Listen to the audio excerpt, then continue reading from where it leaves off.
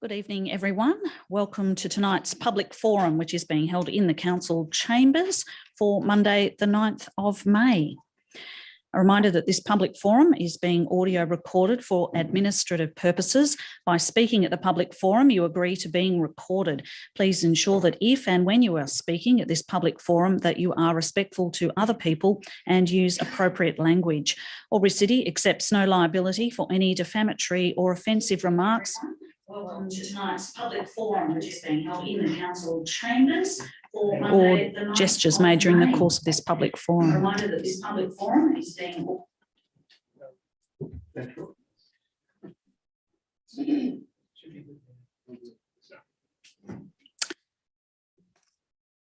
So item number 2, conflict of interest declarations received by the chair. There are none.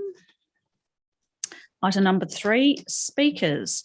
Also a reminder to our speakers tonight that we do ask that you keep your presentation to 5 minutes. Thank you. So our speaker, 3.1, Ms. Julie Garoni joins us via Zoom. It is in relation to item 13.1, modification to dual occupancy development in 654 Pemberton Street, Albury, and she is speaking in support of Council's preferred recommendation. Ms. Garoni, thank you. Thank you for allowing me to present tonight.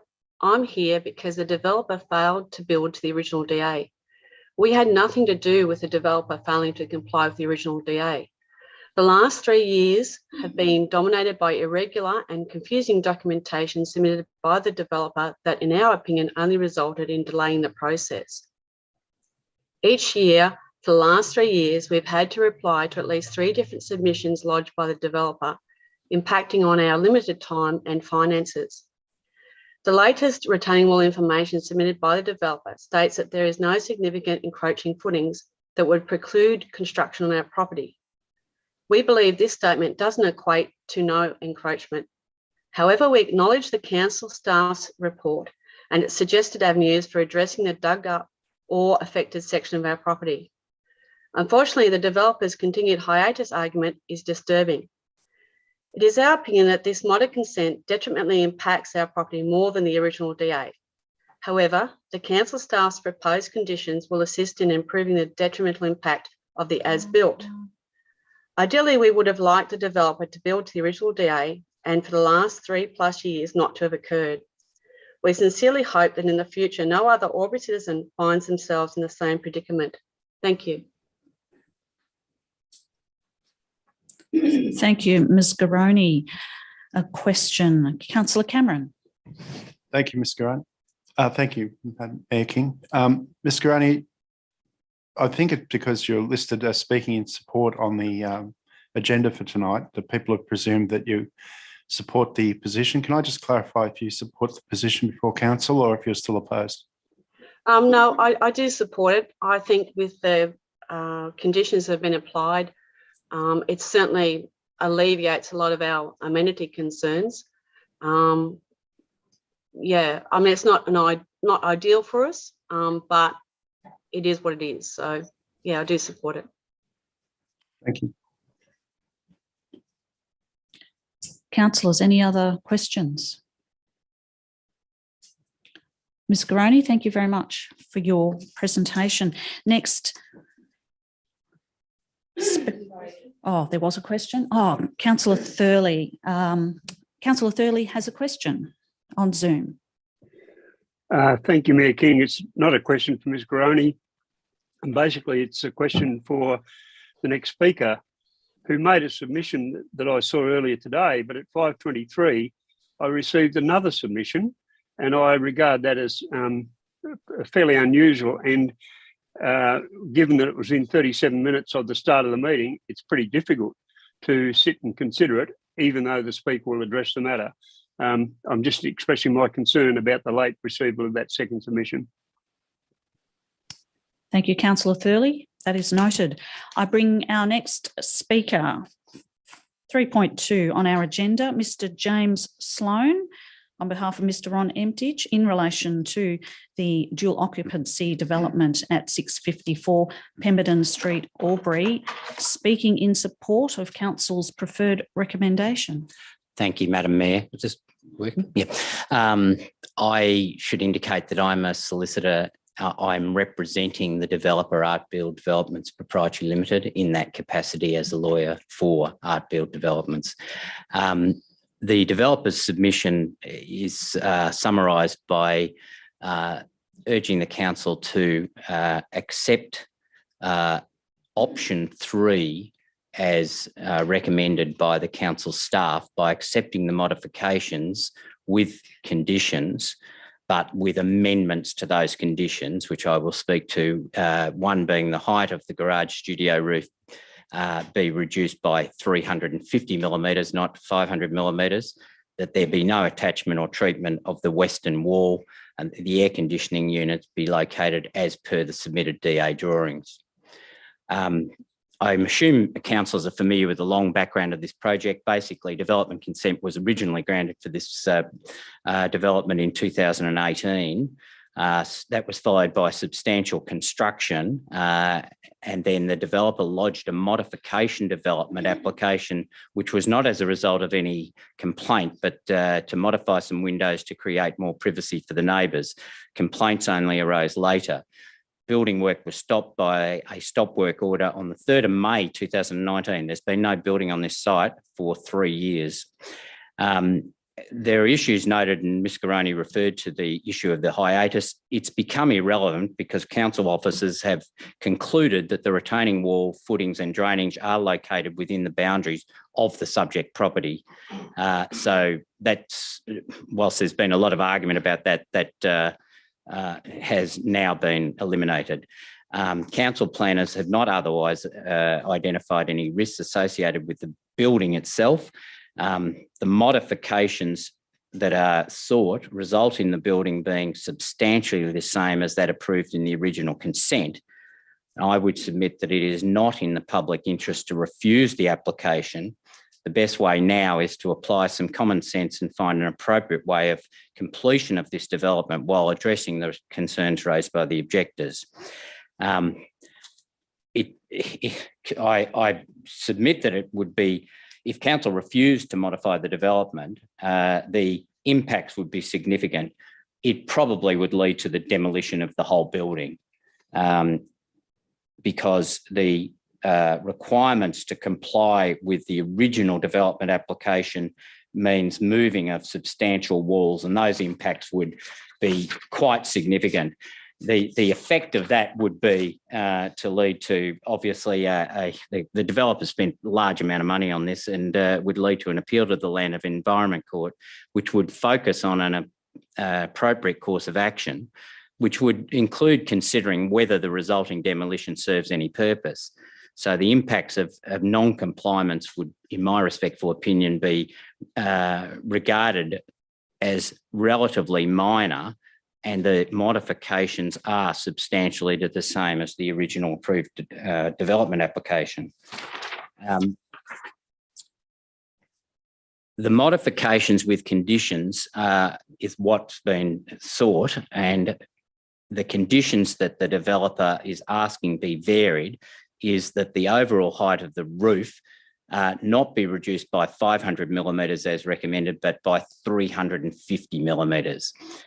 So it's a 150 millimetre difference. It is not very much, but to do it by 500 millimetres would require the constructed floor structure to be demolished, whereas to 350 millimetres, that wouldn't have to happen. The roof could come down by 350 millimetres. We'd have a 150 millimetre difference, which is very small, but to have to take it that extra 150 millimetres would result in huge demolition and would be extremely onerous and extremely expensive.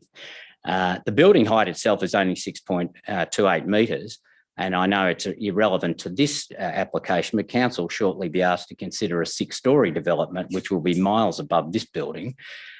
So the difference of 150 millimetres is going to be totally insubstantial. The other condition is the fixing of the cladding on the western wall, which is out of character and it doesn't achieve any desired aims and would result in maintenance issues. There's no need for that to be there. And the next condition relates to the location of the air conditioning, which our submission is that it shouldn't be moved. There's no reason to move it.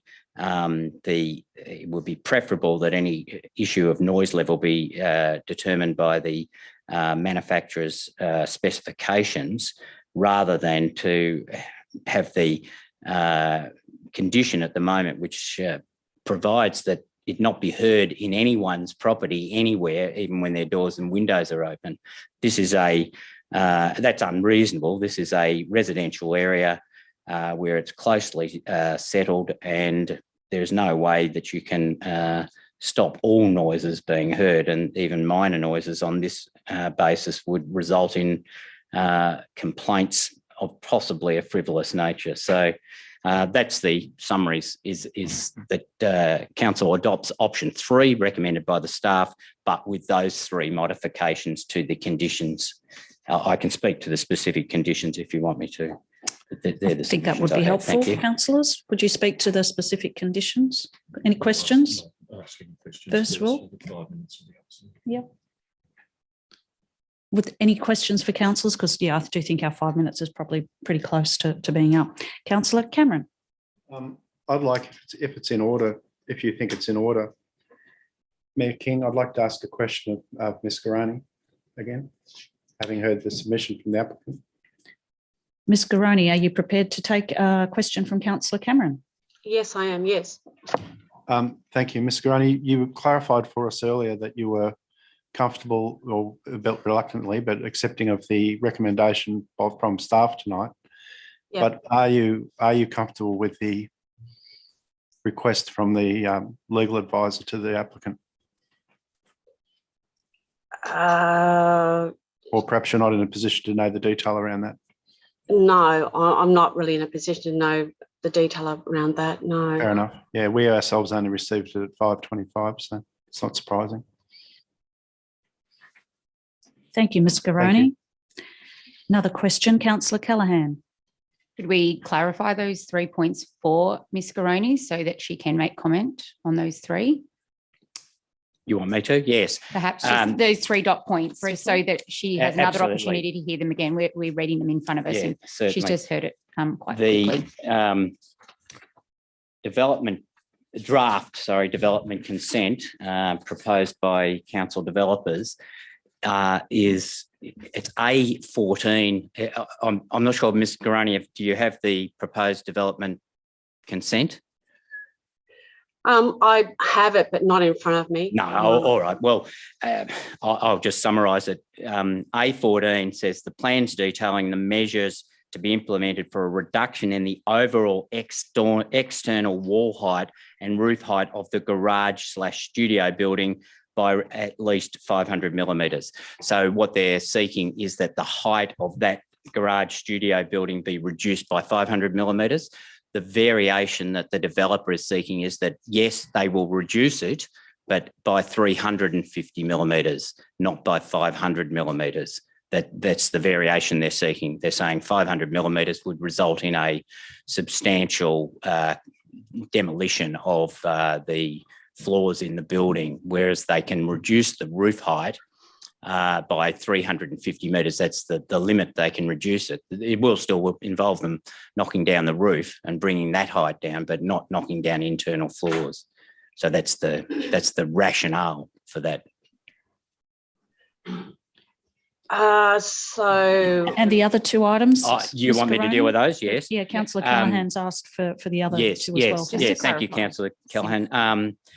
A14.2 is requesting its external cladding material and colours to be affixed to the western wall of the garage studio building to replace existing cladding.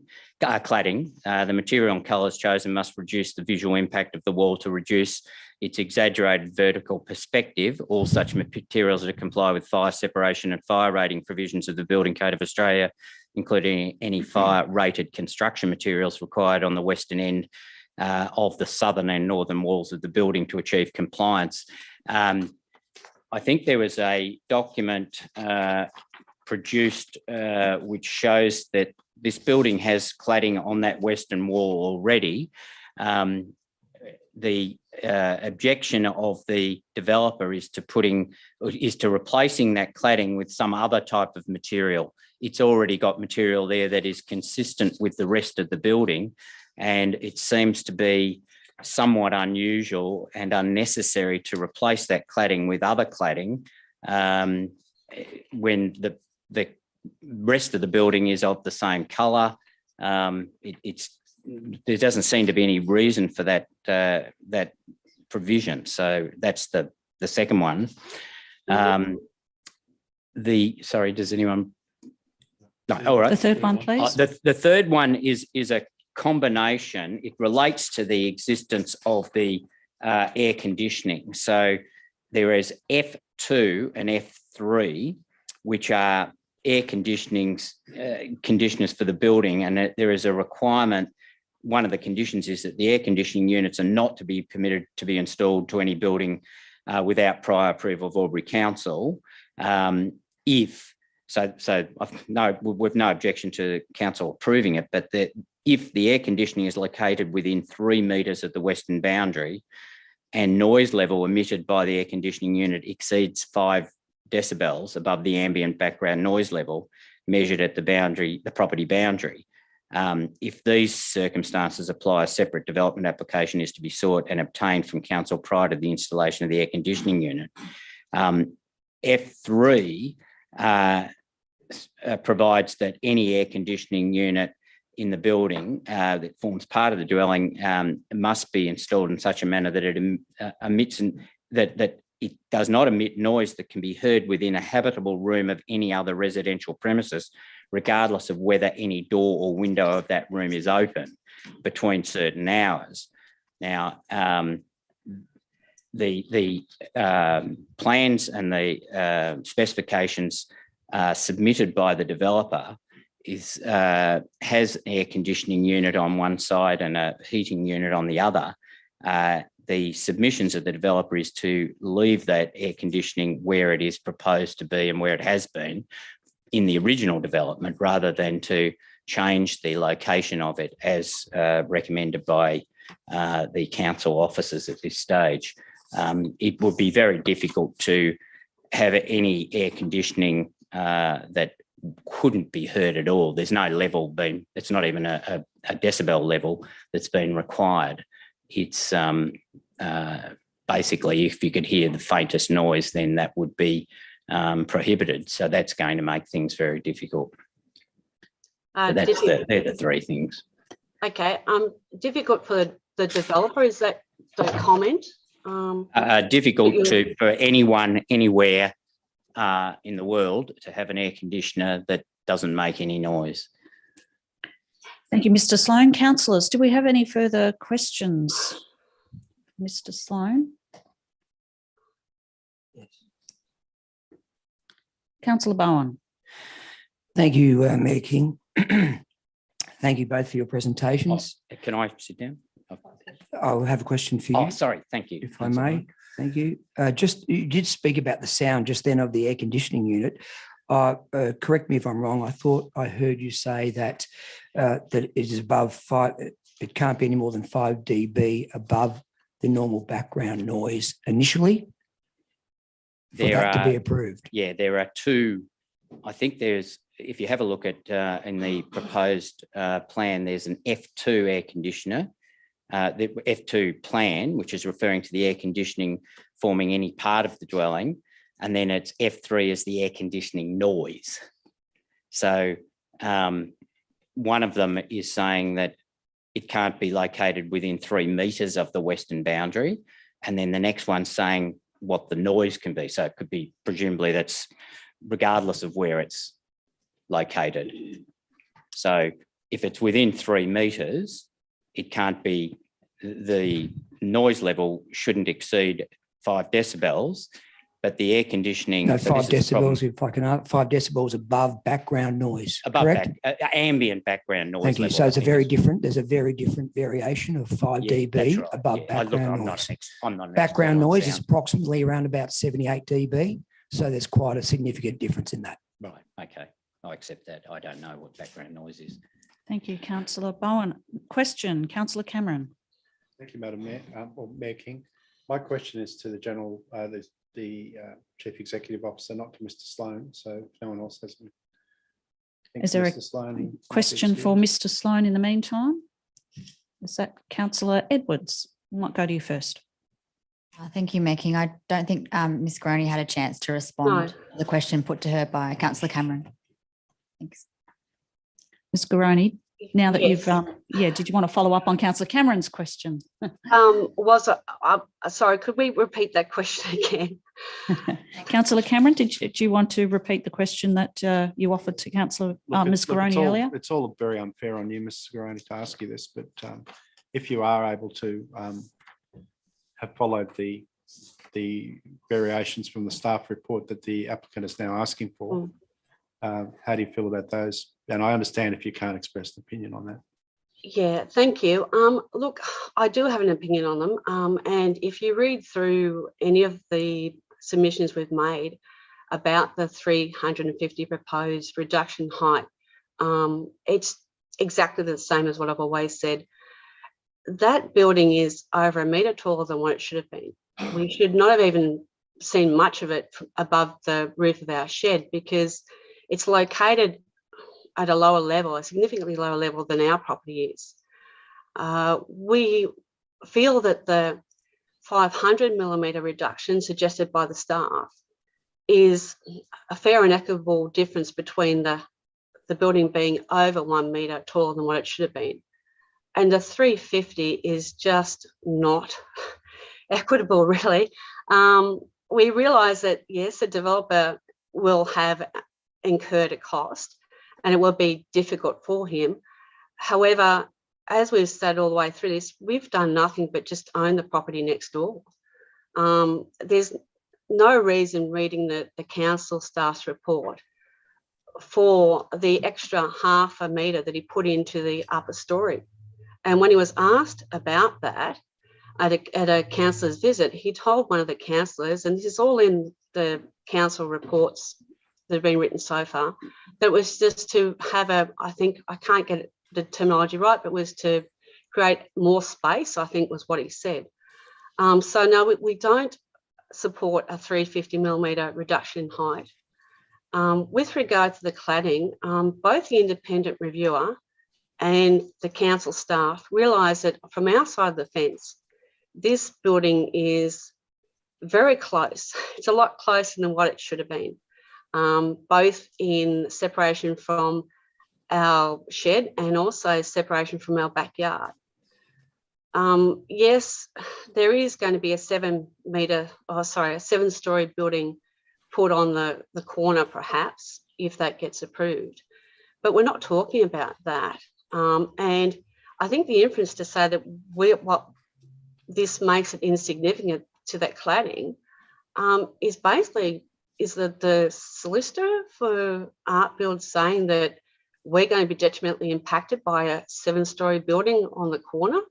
I'm not really sure what relevance that has in any of this. We can only look at what we've got next door to us. And as I said, both the independent reviewer and the council staff realise that what we see from our backyard is very imposing. It's just a sheer wall.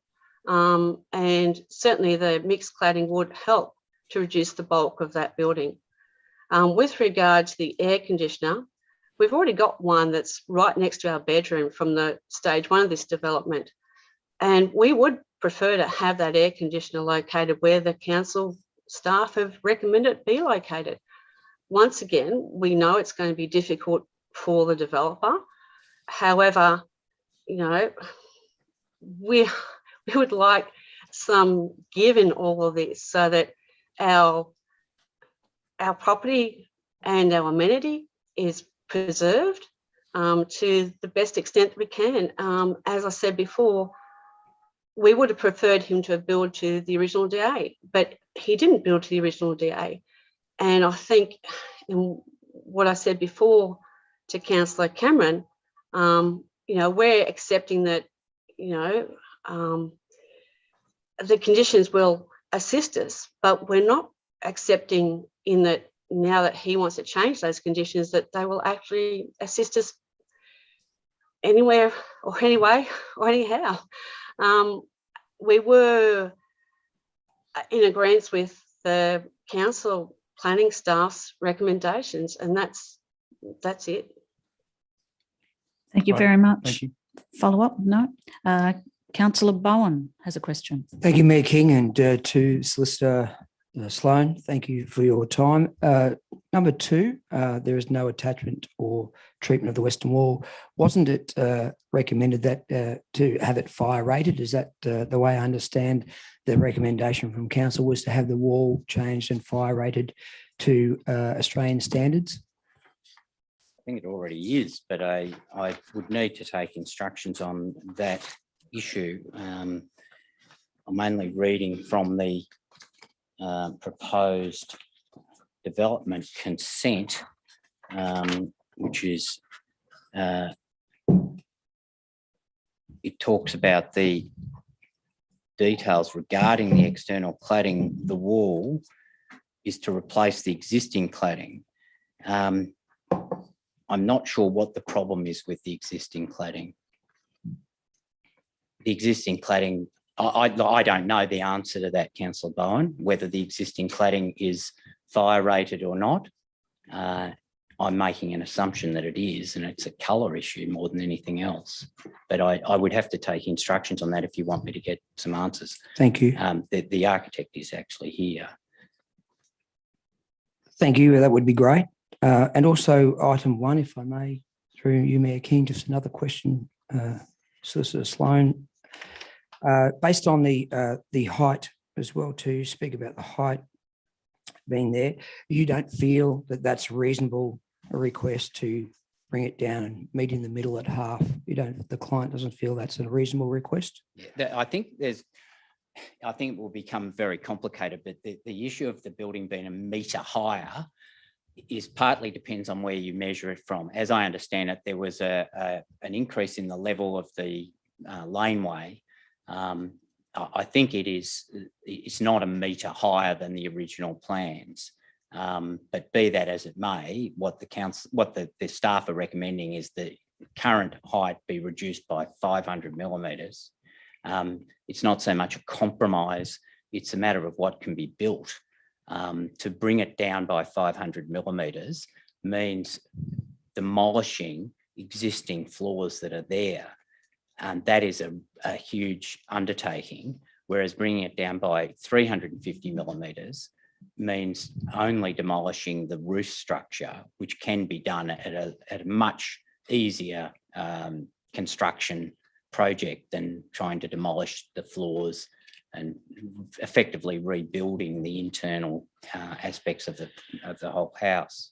So that's the reason. Thank you for your answer. Isn't this as a result of the non-compliance already, though? Isn't it your client's problem that this has happened in this way? So therefore, I don't know. Make it easier on your clients? Can I ask the question, please? It's the whole community's problem. Do we make it the problem of your client that the building has been built to incorrect specification, that they then have to correct that? Well, it depends on what you want them to do. If you want them to, you could take the view, as mentioned by the council staff, of not approving any of the modifications, which would involve the buildings essentially being demolished. And you could take that same line of argument saying, well, they should have built it exactly in accordance with the original development consent in 2018. The same logic would apply. In what respect? well, the same logic is they didn't build it strictly in accordance with the development consent of 2018. So is that your client's concern to fix that or not? Yes, but to fix it, to go back to the original consent, if that's the logic, then it will involve essentially demolishing the whole building. I understand that. So therefore, and we're I'm coming trying to a compromise. I'm suggesting a compromise would be to allow the roof height to be brought down where there isn't this substantial demolition required. But if you bring it down to 500 millimetres, you have to reduce it by 500 millimetres. That will require quite significant demolition, far more than if you just brought it down by 350 millimetres. Now, 150 millimetres, yes, it's still not complying with the original development consent. That's quite right. You're quite correct. They didn't comply. But the submission I'm making is that the building, regardless, is substantially the same. And is it in the interests of the whole community, and the officers have dealt with that, to have the whole place demolished? That's, We have really another the argument there, councillor. Councillor Bowen. That's an opinion, though. That's your opinion that it's substantially the same. That's not a I fact. think We it's might, actually the we might council move officers along. report. Thank you. Excuse me, Mr. Sloan. We do Sorry. have another question. We might move along. Councillor Thurley. Thank you, Mayor King. So, Mr. Sloan, you seem to be saying that a developer gets approval to build something, he builds something completely different, and that's fine. And now he can do a few modifications to try and satisfy someone. Is that your opinion? No, because it's not built completely different. The difference is relatively minor, and this is why he's made the application. There was no objection to the building of this building in the first place. The developer discovered that they hadn't complied, and they made the development application for modification. The modifications are relatively the modifications were relatively minor. The building wasn't changed completely. It's not something like that where they've been allowed to build one building, they build a completely different building. It's not completely different with respect. It's a small variation in a number of factors, and that's what they've sought. They've come to the council to seek approval for that modification. It's not unreasonable to seek that modification, and that's what the developer's seeking. Thanks, Mr. Sloan. Councillor Callaghan has a question. Thank you, Mayor King.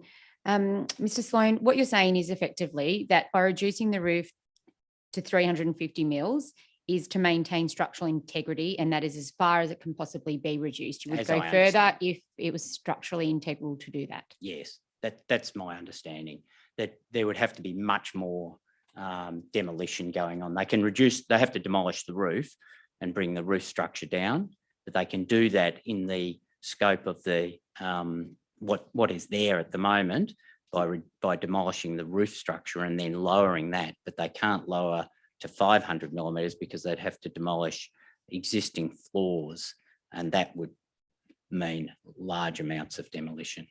Thank you, Mr. Sloan. Another question, Councillor Baker.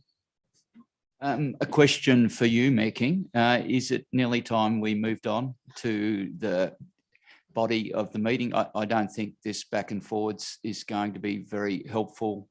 We have a decision to make later on where to go. I would like to get some more information from staff at some point as well. And I just don't think these questions back and forth is helpful at all. Noted. Thank you. Thank you, Mr. Sloan. And Councillor Cameron did have a question earlier to Mr. CEO. Did you still have a question in relation to that? Yes, thank you, Mayor King. It's been noted that we received this document, I think it was at 5:25 or thereabouts this evening. I'd like to ask the CEO, is the receipt of this document in accordance with our meeting code of practice for public forums, and what weight or what status should it hold in our meeting deliberation later? Mr. CEO. Thanks for the question through you, Mayor King. So the document, as I understand it, was received before 5 p.m. and wasn't circulated till about a half an hour later. In terms of the status of the document, it's really to inform the public forum discussion. This isn't a decision-making forum. It is a forum that enables presenters to present to council on matters on the agenda. The decision-making component will be made in the council meeting proper as per our code of meeting practice. Thank you, Mr. CEO. Question? Thank you, Mayor King. Councillor Can I ask that Ms. Garoni receive a copy, perhaps, if she hasn't already? Has she been emailed a copy of this, just so she can have a visual reference as well? Yeah, I think that's appropriate. And Can I just say something in regard to that document? I wasn't going to submit any document. I didn't think I was required to. I thought I was just going to speak in the same way as Ms. Garoni did. And it was only suggested by a member of your staff that if I'd prepared something, which were really just for my notes, so that I provide it to the council. It was just for your convenience. But if you don't want to rip it up, I don't care. It wasn't intended to be some formal document for any particular formal purpose. It was simply to aid me in making a presentation. noted. Thank you for your presentation, Mr. Sloan. Did you have a question for briefly? One last thing to, so I accept that this is just basically your notes Yes, that you wrote yes. to tonight. So that's That's all. okay. I'm happy with the notes that you provided because it was basically your wording for what you presented Exactly. tonight. So thank you for that. Just one last thing to wrap up. So you feel that if we go to 350, that will help your clients financially rather than go to the 500 that's been submitted. I think that would be the correct conclusion, because if they had to demolish far more of the building, it would presumably cost a lot more. Thank you. That's true. Thank you very much for your submission, your presentation. And thank you also, Ms. Garoni, for the follow-up questions, which certainly helps our councillors in their decision-making. So thank you both for your time. Thank you, Mayor. Thank you. And that concludes tonight's public forum. Thank you.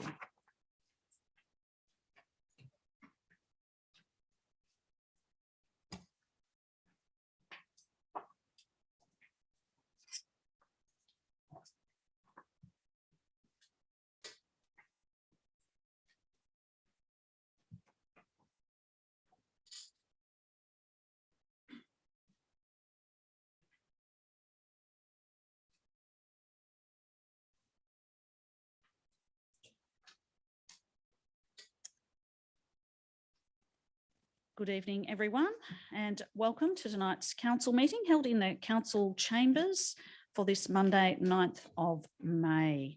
We'll begin with the opening prayer and acknowledgement of original custodians of our land. We gather to represent the people of Albury who have entrusted us with this task. May our efforts be blessed with insight, wisdom and common sense. May our personal values give us honesty and courage to serve our community effectively and with respect for all. I would like to acknowledge the Wiradjuri people as the traditional custodians of the land that we meet upon today, and pay my respects to the elders past, present and future, for they hold the memories, culture, traditions and hopes of Aboriginal and Torres Strait Islander people that contribute to our community.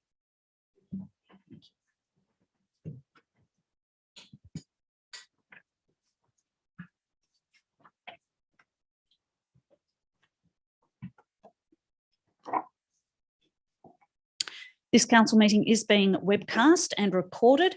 By speaking at the council meeting, you agree to being recorded and webcast. Please ensure that if and when you are speaking at this council meeting that you are respectful to other people and use appropriate language. Albury City accepts no liability for any defamatory or offensive remarks or gestures made during the course of this council meeting. An audio recording will be made for administrative purposes. Conflict of interest declarations received by the chair and disclosure of political donations. There are no conflict of interest declarations received. Mr. CEO, item 3.2. Thank you, Mayor King. Advice to the council meeting regarding the Environmental Planning and Assessment Act. Under section 10.4, it requires a person submitting planning applications or submissions regarding a planning application to disclose any reportable political donation and or gifts to any local councillor or employee of council. Reportable political donations include those of or above $1,000.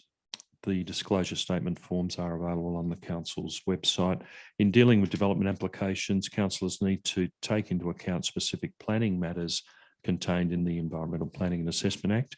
Accordingly, the provisions of section 4.151 of that Act are set out in the Council Officer's report detailing planning issues to be considered. The Local Government Act 1993, section 375A requires that a division be called whenever a motion for a planning decision is put at a meeting of the council. Planning decision means a decision made in the exercise of a function of council under the Act, including a decision relating to a development application, an environmental planning instrument, a development control plan, or a development contribution plan under the Act, but not including the making of an order under Division 9.3 of Part 9 of that Act. Thank you, Mayor King. Item CM4, apologies. There are no apologies, although I will note that Councillor Thurley joins us remotely via Zoom. Item CM5, the mayoral minute. There is no mayoral minute. CM6, action plans. Do we have Councillor happy to pass a motion? Councillor Glacken. Thank you. Not necessarily passed, but I'm happy to move a recommendation. The motion as a recommendation that the following action plans be received and noted. Action plans complete for noting, actions awaiting responses from external parties, actions in progress, and the fourth item, long-term issues more than 3 months. Thank you very much. Thank you. Councillor Callaghan. Thank you, Mayor King. Happy to second the motion. Thank you. Councillor Glacken, do you wish to speak to the motion? No, but thank you. In that case, if there are no councillors wishing to speak or to sum up, happy to put the motion. Those for, those against, the motion is carried. Thank you, councillors. Item 7, confirmation of the minutes of the previous meeting, CM 7.1, minutes of the council meeting held on Tuesday, the 26th of April at 6 p.m. Councillor Betteridge. You, Mayor King, I'd like to move that the minutes of the council meeting held on Tuesday, the 26th of April, 2022 at 6 p.m. be confirmed. Councillor Bowen. Happy to second that motion, Mayor King. Thank you, Councillor Bowen. Do you wish to speak to it? If there are any councillors that wish to speak to it, Councillor Betteridge, anyone else? Happy to put the motion in that case. Those for, those against, the motion is carried. CM8, reports from community forums. There are no reports from community forums. CM9, notices of motion and notices of rescission. CM 9.1, notice of motion, solidarity with the people of Ukraine. Councillor Cameron. Thank you, Mayor King. I'd like to move the council shows solidarity with the people of Ukraine and people of Ukrainian descent in our community and resolves to fly the Ukrainian national flag in place of the Albury City flag for 2 calendar months or a longer period if council so determines. Councillor Callaghan. Happy to second the motion, Mayor King. Councillor Cameron, do you wish to speak to the motion? To reply, thanks. Thank you. Do we have any speakers for or against? Councillor Thurley, thank you. Thank you, Mayor King. I completely support this motion of Councillor Cameron. What we're seeing in the Ukraine is one of the biggest existential threats that we've really seen since the Second World War. We've seen millions of Ukrainians displaced. We've seen thousands and thousands killed. And I know there are people in this community who at various times have lost complete contact with their families and relatives in the Ukraine. This is an appalling situation, and I believe that all governments, local governments, state governments and our federal government need to show our strong support for the Ukrainian people in the face of what is just a complete power grab by Vladimir Putin. So I support Councillor Cameron's motion wholeheartedly. Another speaker for, Councillor Callaghan. Thank you, Mayor King. And I'd like to thank Councillor Cameron for putting this motion forward. It's a small gesture that will make a huge difference to many people in our community and the Ukrainian community as well. So I fully support the motion. Thank you. Thank you, Councillor Callaghan. Councillor Cameron, do you wish to sum up? Thank you, Mayor King. I have little to say. I think it's a good thing to do for the right reasons. And because of the Bongilla immigration camp and the area that we live in, there are a considerable number of families who are of Ukrainian descent in Australia and in Albury-Wodonga region. In wars, there are always two sides to a story, and there are always many people involved who are not morally culpable in and of themselves.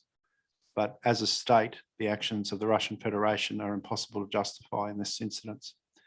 So we'll do our small part to express our solidarity and sympathy for the people of Ukraine, I hope.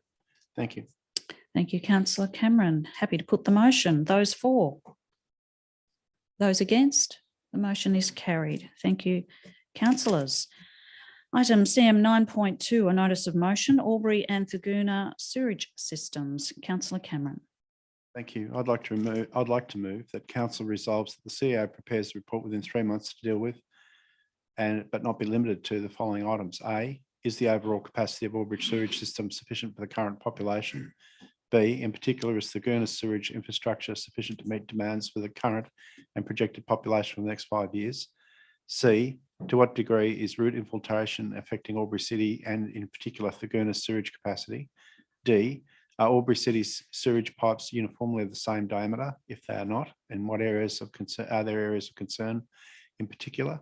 E, has the capacity of the sewage system and root infiltration been a factor in flood events and sewage contamination of residential homes in the first quarter of 2022 in Albury? And F, has construction of roadworks and roundabouts in Thurgoona in the last 12 months altered water runoff patterns and the ability of sewage systems in that area to cope? Thank you. Councillor Bowen. I'm happy to second that motion. Thanks, Mayor King. Councillor Cameron, do you wish to speak to the motion? Yeah, thank you, Mayor King. Look, I've had some indications in discussions with other councillors.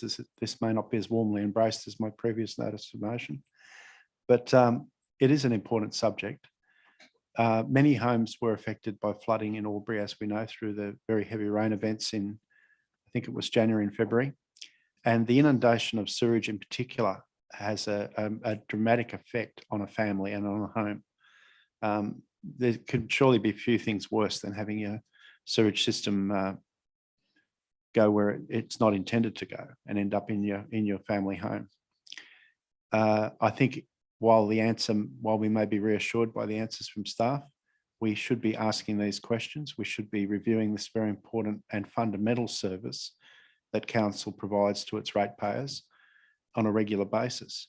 And I think it behooves all of us to keep ourselves up to date and to critically re-examine what we think is the prevailing orthodoxy. Thank you. Thank you, Councillor Cameron. Speaker 4, Councillor Betteridge.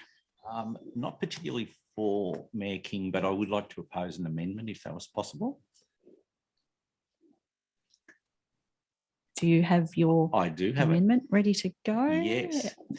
Do we need to get it on the screen? It's only very minor changes to the original. Yeah. So I'll just go through that. And thank you. So A, is the overall capacity of the Albury sewer and stormwater system sufficient for the current population? B, in particular, is Thurgoona sewerage and stormwater infrastructure sufficient to meet the demand for the current projected population for the next 5 years? To what degree is root infiltration affecting Albury City and in particular Thurgoona's sewage capacity? That will remain the same. Are Albury City's sewage and stormwater pipes uniformly of the same diameter? E, has the capacity of the sewage system and root infiltration been a factor in flood events and sewage contamination in residential homes in the first quarter of 2022? Will remain the same. Has construction for roadworks and roundabouts in Thurgoona in the last 12 months altered water runoff patterns and the ability of the sewerage and stormwater system in that area to cope? Thank you. Thank you. Councillor Cameron, your thoughts on that? That amendment is splendid, Madam, excuse me, Mayor King. That's fine. And I'm very grateful that it's been proffered and I accept it wholeheartedly. All right, councillors, so that we have a speaker against. Councillor Glacken. Thank you. To speak against, but also to foreshadow an alternative motion should this current motion before us by Councillor Cameron and Councillor Bowen be lost. And that alternative motion, still to speak against, that alternative motion would be to receive and note the information provided by the CEO. That would be the end of the motion. It is unfortunate that the significant rain events earlier this year did create some issues, and they have been acknowledged. We have had numerous briefing sessions from the staff as well, so personally, but also by email as time has moved on from those rain events. And the staff have provided information to us on a number of occasions, most of which, or much of which, is included in the notes from the CEO that we have before us. I note, for example, item F on the original motion, and I'll just check if the new motion has that there. So item F from Councillor Cameron's motion. And stormwater, yeah, I think the word stormwater was added to it, which seems to be there. Okay, yes, okay. So it's been explained to us on numerous occasions that stormwater should not be going into the sewage system, and therefore the roundabouts at Thurgoona and the construction of those can have had nothing to do with the issue with sewage and the sewage system. Now, that's been explained to us on a number of occasions. So I cannot support the motion or even the modified motion, the amended motion, and would hope that we can perhaps not carry this motion and that the foreshadowed motion that we receive and note the information from the staff already provided by the CEO here tonight would, however, be accepted by the other councillors. Thank you. Thank you, Councillor Glacken. A question, Councillor Edwards. Thank you, Mayor King. I was through you to the most relevant member of staff, and the question was whether the Thurgoona-Willinga drainage strategy that was endorsed in November 2020 addresses some of these issues. I would have looked this up for myself, but my iPad seems to have broken. And whether the implementation of that strategy will address some of these concerns, and if so, when? Mr. Lawson. Yeah, thank you for the question through you, Mayor King. The Thurgoona-Willinga drainage strategy won't specifically answer, I guess, some of these isolated area questions. However, it looks more broadly at the drainage systems within the Thurgoona-Willinga development area and looks at amalgamating drainage basins so that council's infrastructure is consolidated and that we minimise the number of stormwater basins that are constructed through the development area. Thank you, Mr. Lawson. Thank you. Follow up, Mr. No. Speaker against, Councillor Thurley. Thank you, Mayor King. While I did warmly support Councillor Cameron's earlier notice of motion, this one I cannot. We've been thoroughly briefed by the staff about all of these matters, and we were given frequent updates during the storm events and thereafter. I believe that this will simply waste council staff time, and we need them to be focusing on reviewing our compliance systems for connections to sewage systems. Are there illegal connections? We need them to continue their monitoring of our stormwater and sewage systems with video camera inspections, relining of older sewage pipes. And I think that that would be a far better use of council resources than getting a report on matters which we are fairly well, in my opinion, very well briefed on. So I won't support the motion. Councillor Cameron, a question? Thank you, Mayor King. Through you to the most appropriate member of staff. Councillor Glacken, I think, referred to being told by staff that there was no admixture, I may be paraphrasing slightly, but no mixing or admixture of sewage and stormwater, that they're completely separate. It is my observation, based on visits to homes that were affected and in discussions I've had with the residents, that there was certainly a very high degree of admixture between stormwater and sewage in many homes in Albury. Can the appropriate member of staff comment? With reference to the roundabout specifically. Thanks. I'm asking the question, but thank you. Mr. Waller. Thank you for the question, and through you, Mayor King. It was experienced during the flood events that some of the sewer systems were inundated, and as such, there was some of the sewer entered people's properties. That was a combination of sewer and stormwater. It was not just sewer alone. Question, Councillor Baker. Thank you, Mayor King. This is a question to Councillor Cameron, and I'm not meaning to be cynical or suggest that there's an election around the corner. I just wondered what is the benefit of having a motion for a report rather than asking the question of staff? And I know I've been at numerous briefing sessions where it has been discussed, and I just wondered from his point of view why this is better than the alternative method. Councillor Cameron. Thank you for the question. First, I'll deal with the implication that this has anything to do with me running for Farrer for the Labor Party. It's completely false, quite offensive. I was in discussions with the General Manager far before I was endorsed or even had considered running for Farrer on both these notices of motions tonight. I believe the CEO, not the General Manager, I correct myself, I believe the CEO could confirm that that is a fact. This has been discussed with himself and senior staff for many months, many weeks, several months. What is the benefit of doing it? Because the benefit is to provide transparent governance and information to the ratepayers of Albury.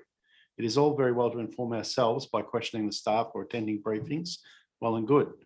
But the ratepayers of Albury, I believe, have a right to know the facts.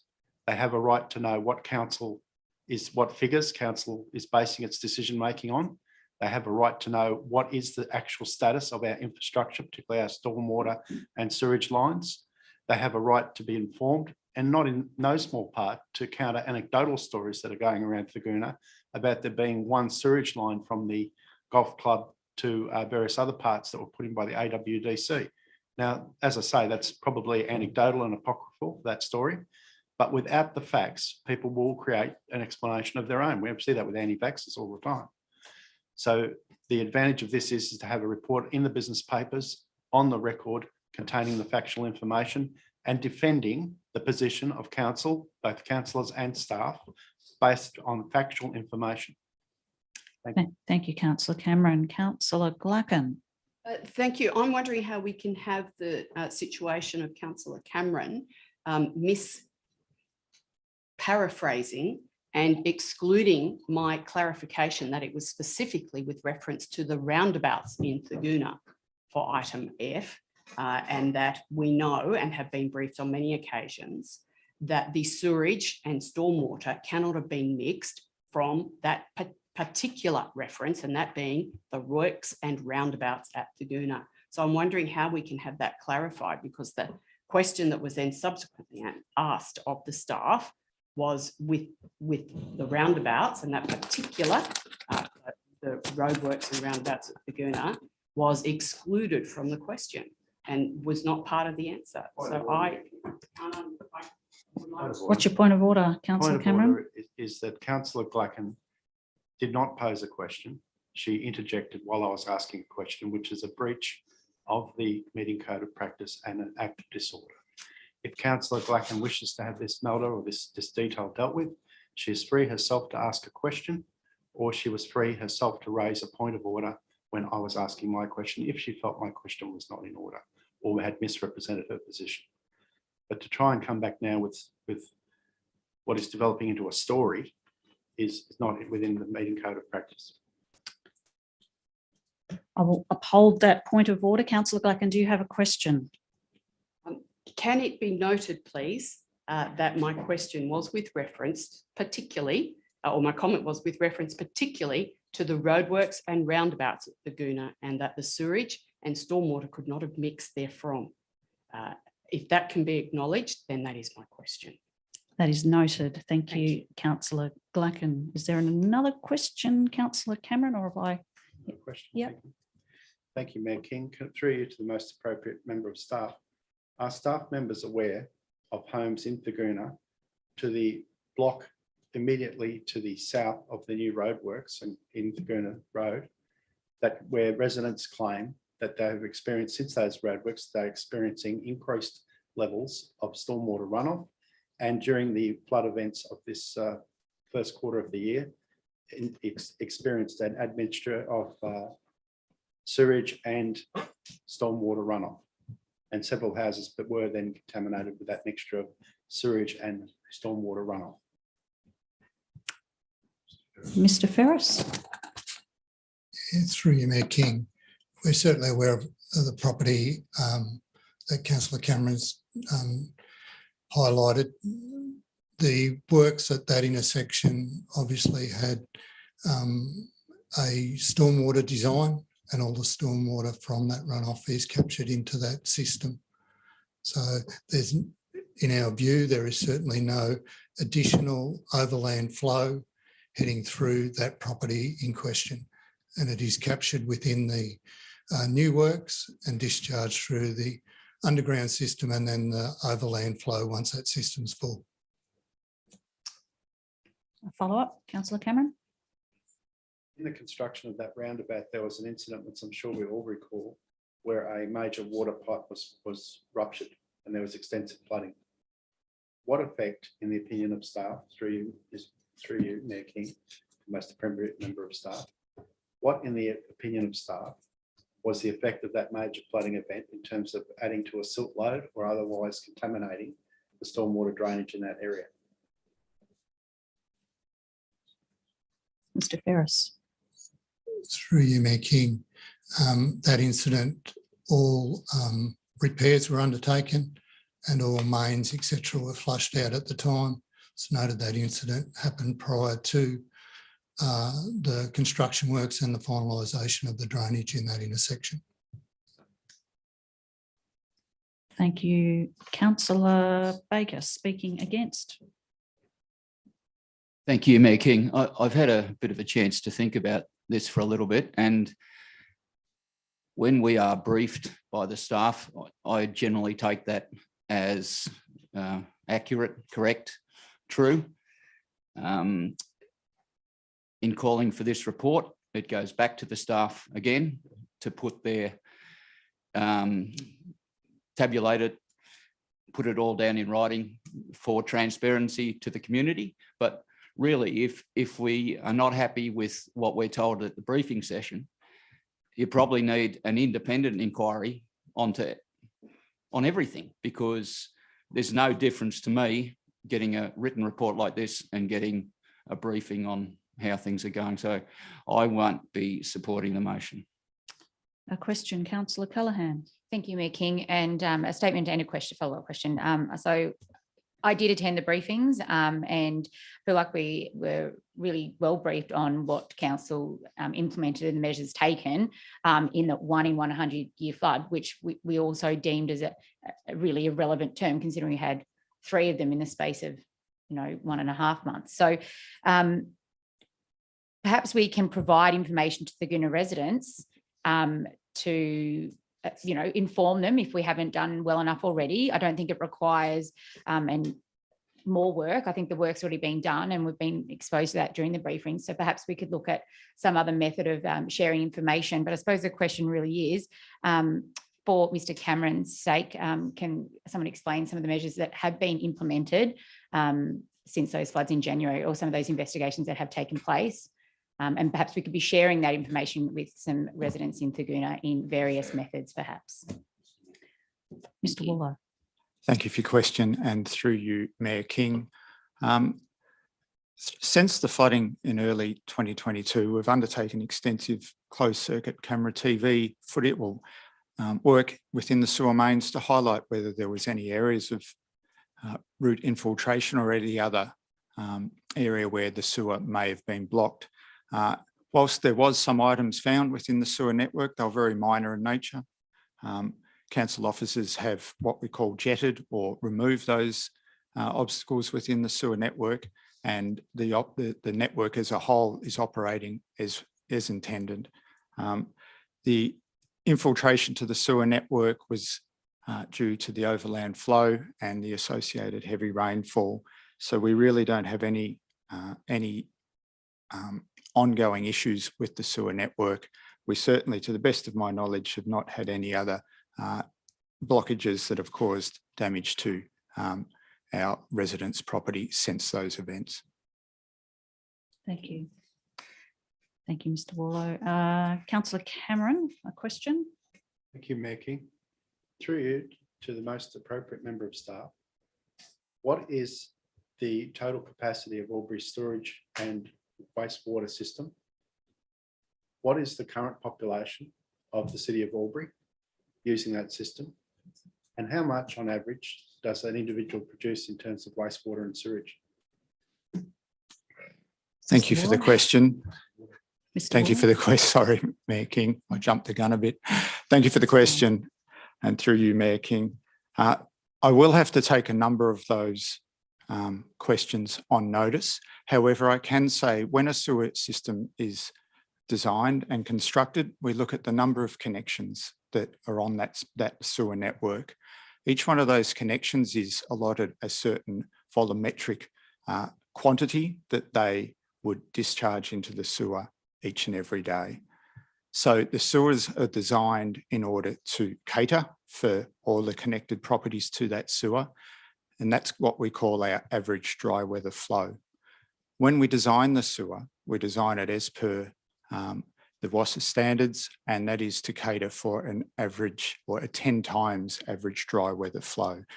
What that is essentially doing is putting in a factor that will allow some infiltration into the sewer without the sewer becoming overloaded. The modelling that we have also completed since the floods of 2022 has indicated that our sewer network is operating within its capacity and that the number of residents on any part of the network is not in excess of that design capacity. Thank you, Madam Mayor. I'll look forward to that information, even if we don't get a report. Councillor Callaghan. Thank you, Mayor King, and through you to the most relevant member of staff. Can that information, I know you spoke with the Board of Mail and there was lots of briefings, and I suppose retrospectively over time, if people are still having questions in regards to what has been done in the investigations since then, which Mr.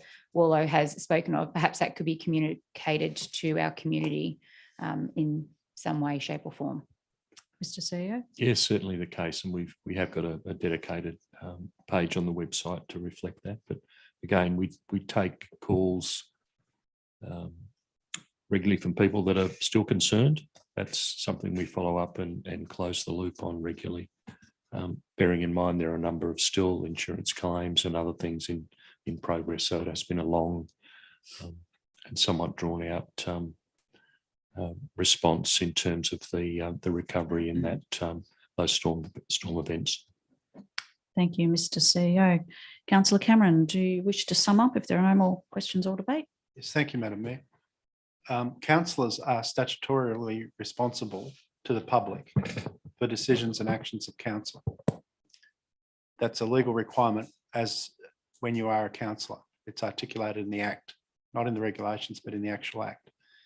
And councillors, to be a councillor is not simply a matter of repeating everything the staff say to you, to the community, nor is it a matter of repeating everything that you hear to the staff necessarily. People have a right to be informed about what goes on in their city, about what the state of their city is, and about how their rate money is used. And the provision of stormwater and sewage is one of the most fundamental rights and needs that the people of Albury have. If councillors are satisfied with the level of information that is provided in the CEO's notes tonight, then that is a decision for each councillor and that is a decision that they need to be responsible for to the people of Albury. But I am not. I think the issues that I've raised in this request for a report are reasonable. I think it is information that you could reasonably expect to obtain and be publicly available to the ratepayers of Albury. It is no great imposition, I would have thought. I'll leave it at that. Thank you. Thank you, Councillor Cameron. In that case, happy to put the motion. Those for? Those against? The motion is lost. Councillor Glacken. Thank you, Councillor King, Mayor King. With reference to my foreshadowed motion, I would like to move an alternative motion to that which we have had. And I would like, if Councillor Callaghan is happy, to include a second note for this. That being that we receive and note the information provided to us in CM 9.2 from the CEO, comma, and acknowledge. Stop. Okay, Jim? Yeah. And Councillor Cameron. What's your Madam point of Mayor, I order? don't believe that this foreshadowed motion in terms of dealing with a notice of motion is in order of our meeting code of practice. I seek your clarification and perhaps advice from the CEO on that matter. When a notice of motion, it was my understanding that when a notice of motion is put, it is voted on, it is either accepted even in its amended form or it is lost. If it is lost, that's the end of the matter. It is not the case, I would have thought, and I understood, that a notice of motion can be voted down and then substituted with a foreshadowed motion. I seek your clarification on that. Happy for the clarification, Mr. CEO. Just let me check that, Mayor King.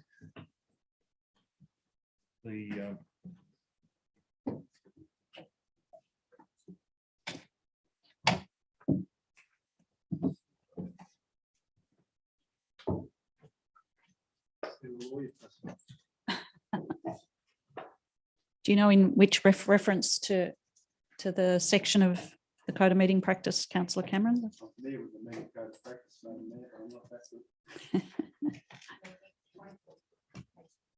Page 24. Yeah, thank you, Mayor King. So in relation to notices of motion, once they do become a motion, they then fall within the remit of council's normal process. So there could be amendments to those motions as was foreshadowed, or an alternative motion foreshadowed, as we've heard this evening. So through you, Madam Mayor, that procedure is in accordance with the council's Code of Meeting Practice. Thank you, Madam Mayor, and I withdraw my point of order. Thank you, Councillor Cameron. I need to have a better filing system here. Councillor Glacken, do you wish to continue? thank you very much.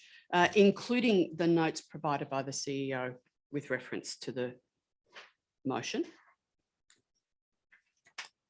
And item B, provide relevant information to the community as appropriate in proactive ways.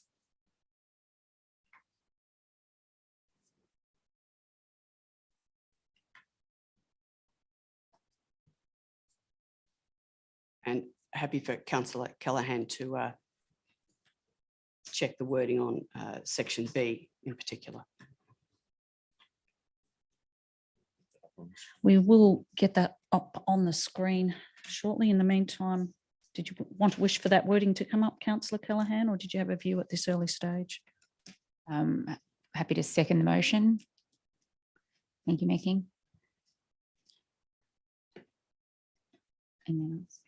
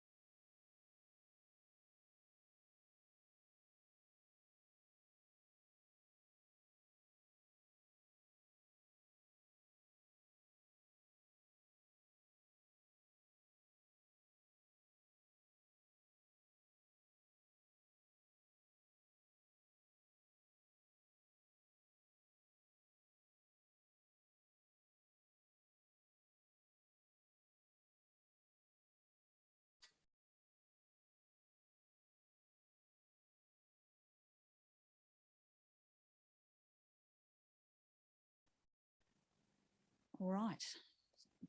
Councillors, so that you're happy to second that, Councillor Callaghan. Any Councillor Glacken, do you wish to open debate on your motion?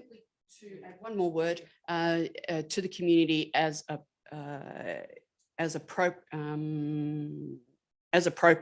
and in proactive ways, so that we reach out to the community rather than them asking a question. So yes, very happy to speak to that now. And thank you for seconding Councillor Callaghan. Councillor Cameron is absolutely correct. Water and sewer is one of, or they are both, one of the most foremost areas of critical infrastructure that we as a council do need to deal with, and we need to ensure that there are excellent standards for our community. We are indeed, and have been for a number of years now, been planning towards renewal and new provision, augmentation of existing facilities with reference to both water and sewer. It's something that is an ongoing component of the work that we do as council. So Councillor Cameron is absolutely correct. Unfortunately, many of the areas that were raised by Councillor Cameron in his motion are areas that have been, information has been provided to us on a continual basis at briefing sessions and in emails by the staff. The information that we have received has been fabulous. And the staff, it's not just a matter of us having to ask questions. The staff update us on information as we've moved forward from those significant rain events. They were extremely significant, and the contracted time within which they fell compounded that. And so I think it was important that the staff ensured that we were provided with the information, and when we had complaints made directly to us as councillors, that the staff provided background information on each of those cases and were able to provide us with information on how they were progressing those matters for those people. I do believe that we've had good information, and I think Councillor Callaghan is right. We do need to make sure that that information is provided to the community. It's already been provided in a number of different ways, but not everyone will have made themselves aware of that information via those ways. So we need to continue to provide further information to our community so that they know that we do acknowledge that there are issues and that we do take these issues seriously, and we are working, or the staff are working, and councillors are aware of the progress towards new infrastructure, the augmentation, etc., into the future. And so I think this is a good motion that we receive and note the information and provide further information to the community in a proactive way. Thank you, Madam Mayor. Councillor Callaghan speaking for. Thank you, Mayor King. Yes, I'm speaking for. I think it is timely to provide feedback and letting the community know the extensive work that has happened. I'd also like to acknowledge that the Albury City Council communications team are doing a wonderful job on many other levels with MOVE and what's happening with Botanical Gardens. And I'm sure this conversation and this debate will be a prompt to give feedback and transparency on what has happened since the floodings, and that their issues and concerns are not forgotten, and that work is still happening and underway. And it's an ongoing process. So thank you. Speaker against, Councillor Cameron. Thank you, Mayor King. If my fellow councillors are convinced that our sewage system is first class and that there's no room for improvement and that there's nothing to worry about and everything is fine, then vote for this motion. But it is my contention, and I have seen firsthand the effects of stormwater runoff, of the admixture of stormwater and flooding of sewage, raw sewage into people's homes. I've smelt their carpets. I've seen their walls. And before you support this course of action, I would urge councillors to go out and meet the ratepayers who elect them, visit their homes, observe the damage, and listen to their reasonable questions and concerns. Thank you, Madam. Councillor Bowen.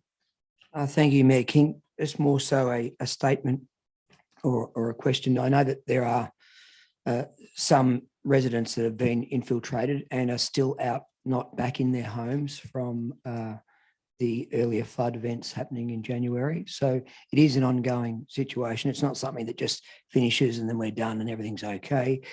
I just believe that the previous motion was just basically asking where are we up to and where's the areas of concern we need to look at, and are there any areas of concern? So that's just the question is, so I'd like to know those areas, even though we've been briefed very well on post, or should I say past events going forward.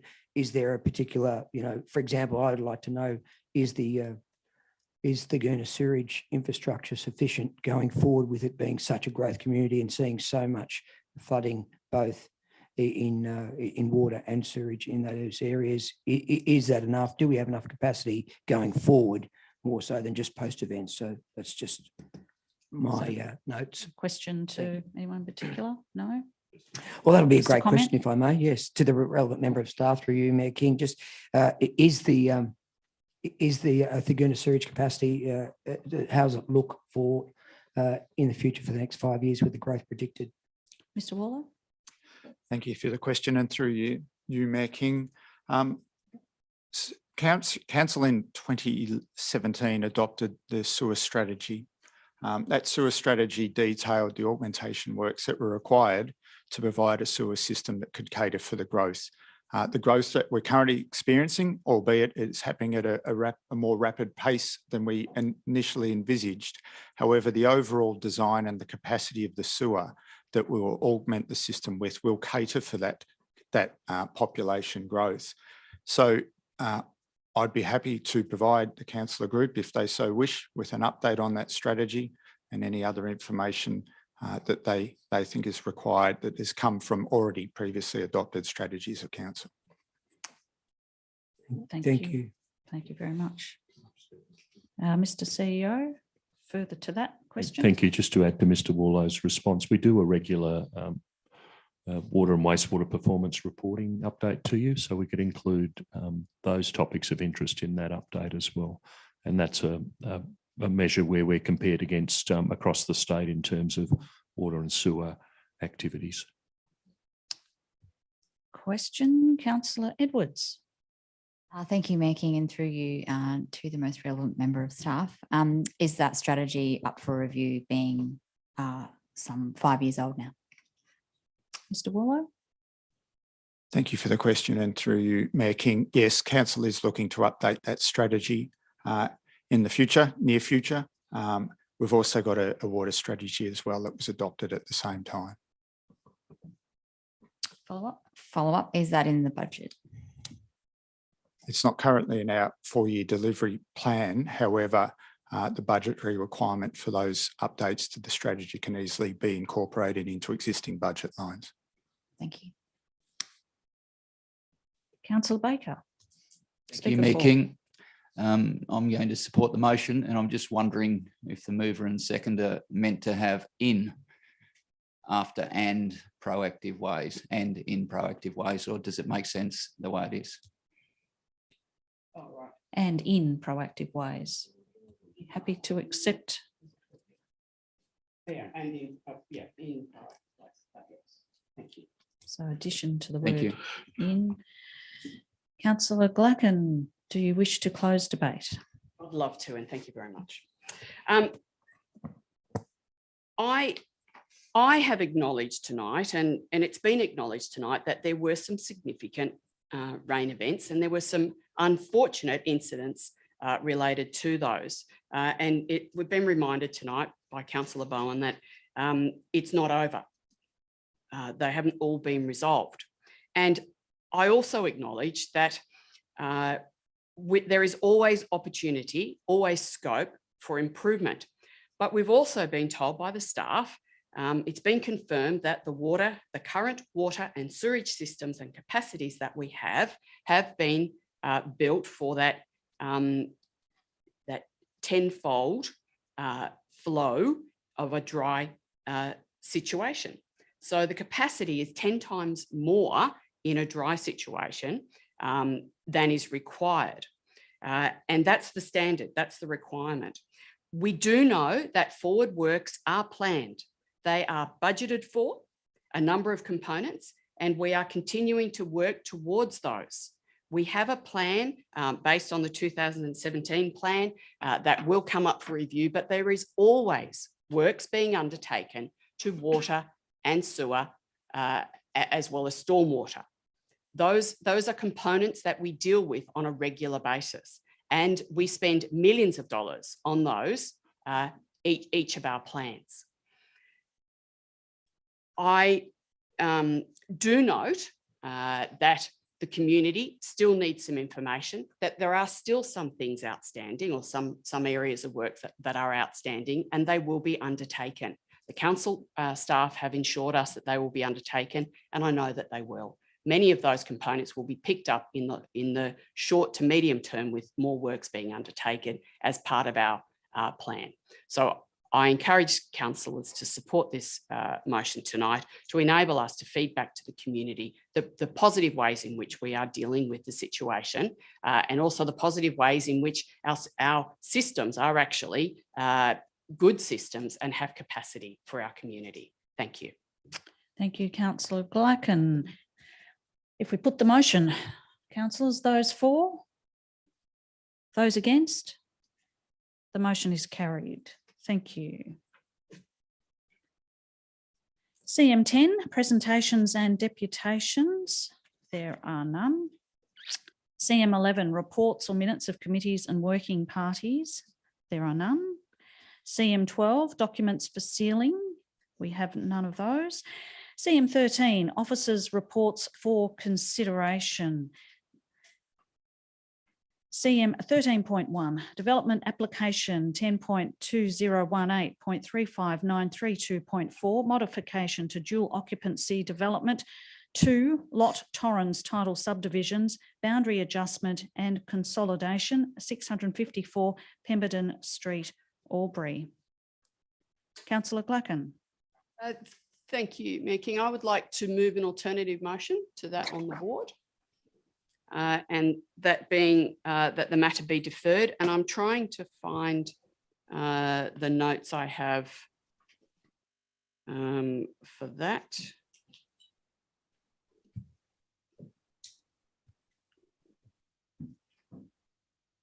The motion would read, the deferral motion would read that Council A receives and notes the contents of this report, and B, defer consideration of the application 10.2108.35932.4 to modify development consent number 10.2018.35932.1 for dual occupancy development -1 additional residence, garage and studio 2 lot Torrens title subdivision, boundary adjustment and consolidation of lots 1 and 2, DP 726722 and lot 1, DP 16443, until the next meeting of council in order to further consider the matter, including the items identified by interested parties in the public forum held tonight,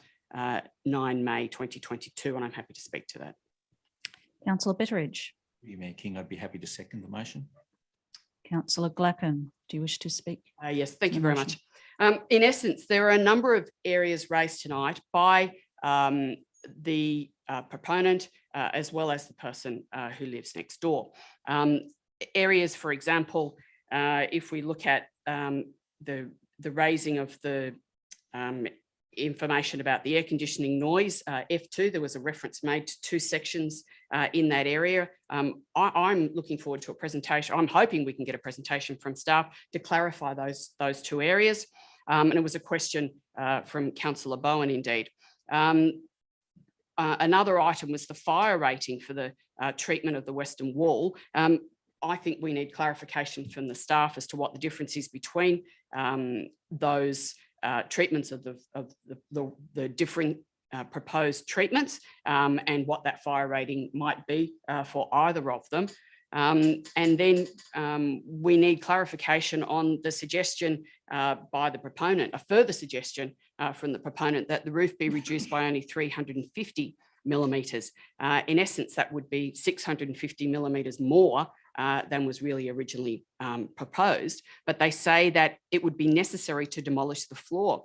Now, I'm wondering, would it be possible to redesign the roof structure so that the floor wouldn't have to be demolished and the roof could be modified instead of the floor being demolished? I don't know. There are many areas that I think that we could ask questions on from tonight's presentations. And I think it would be very difficult for us to make a decision tonight based on us being able to take in this new information, but also have an opportunity from be provided to us from the staff to clarify some of these areas.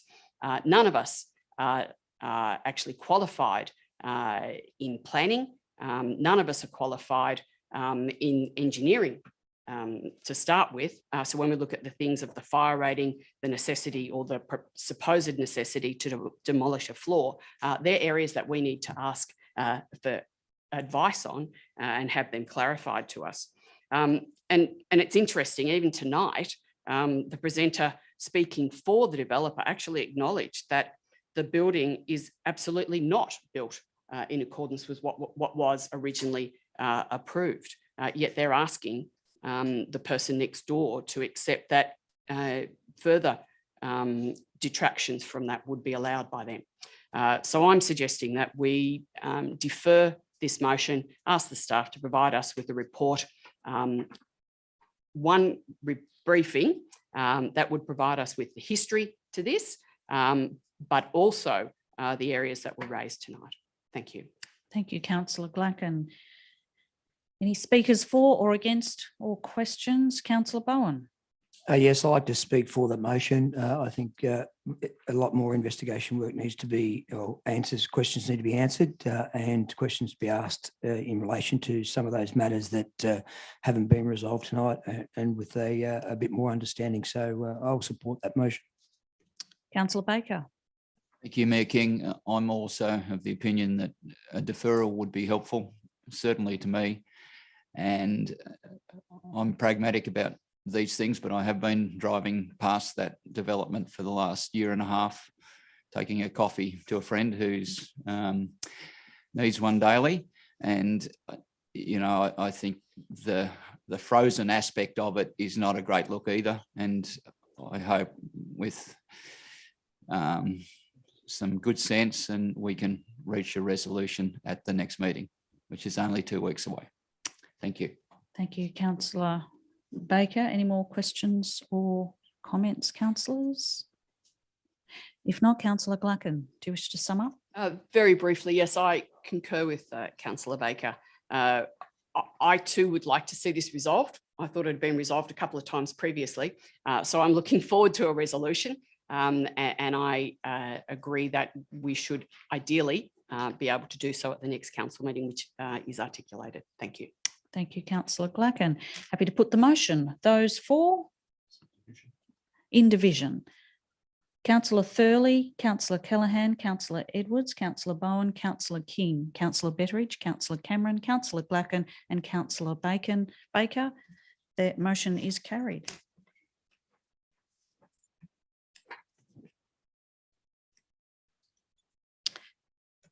Item 13.2, provision of cleaning services, public amenities and Albury City Depots contract number 21/02008.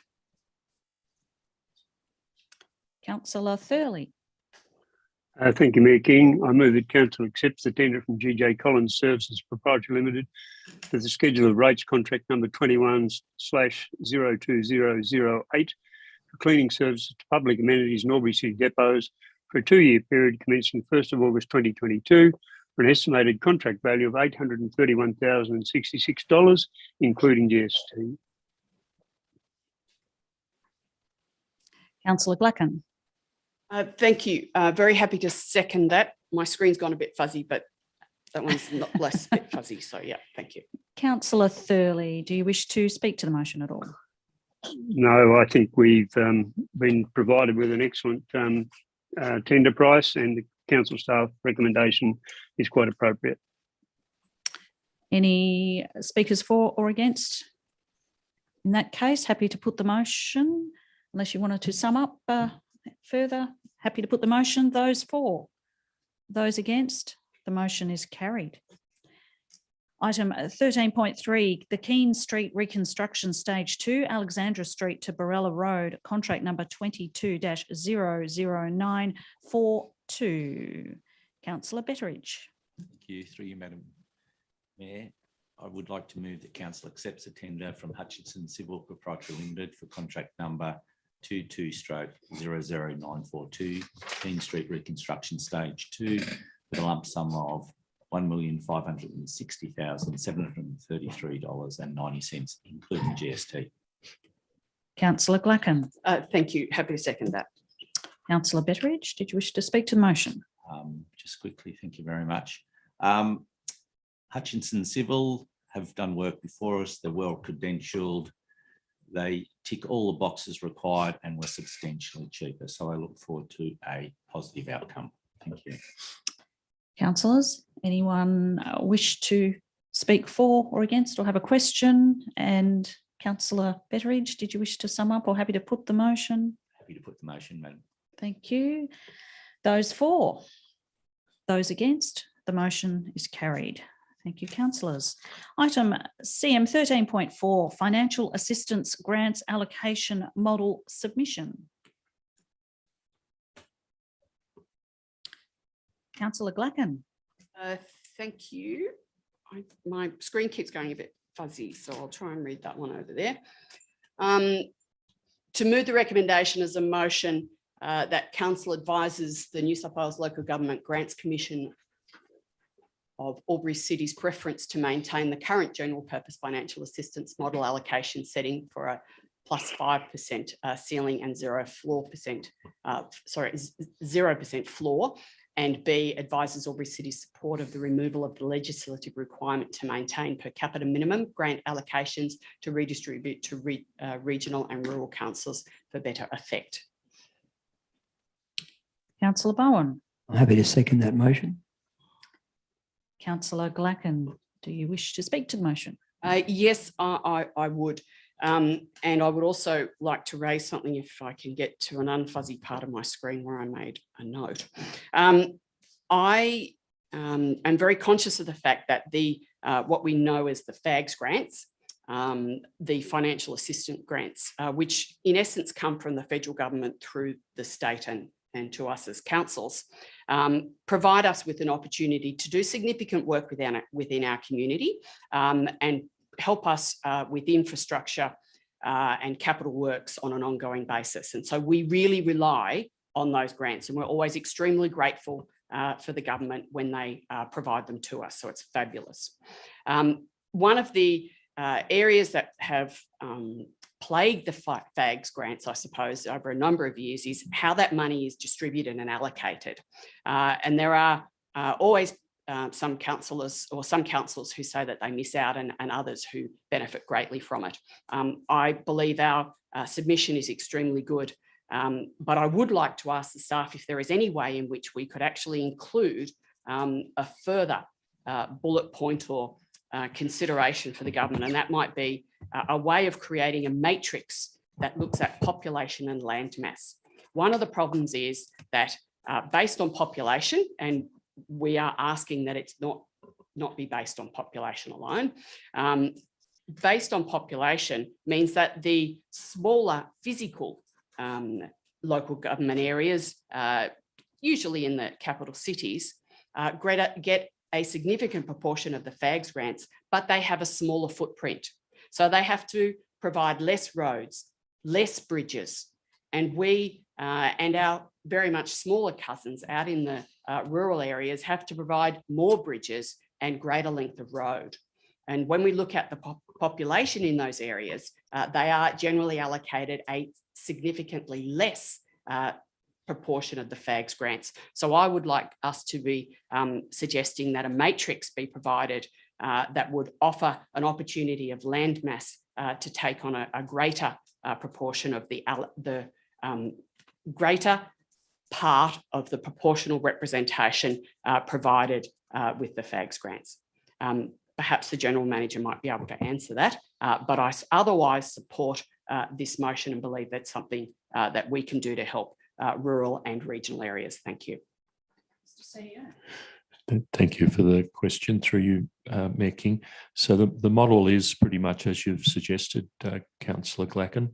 The metropolitan city councils, because of their population size and smaller footprint, actually receive the minimum grant, whereas the rural shires and regional centres, the model is based around population land mass, which then goes to things like specifically targeted with the financial assistance grants, road length, number of bridges, percentage of population that's either non-English speaking or Aboriginal and Torres Strait Islanders. So that model's already in that matrix, so-called.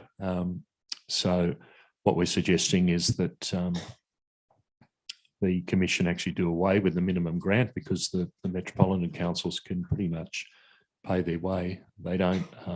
They'd raise more from parking fees and fines than most of us would otherwise from rates. So the minimum grant allocated could then be redistributed to, in particular, rural and regional centres, which is the tenet of the submission through Mayor King.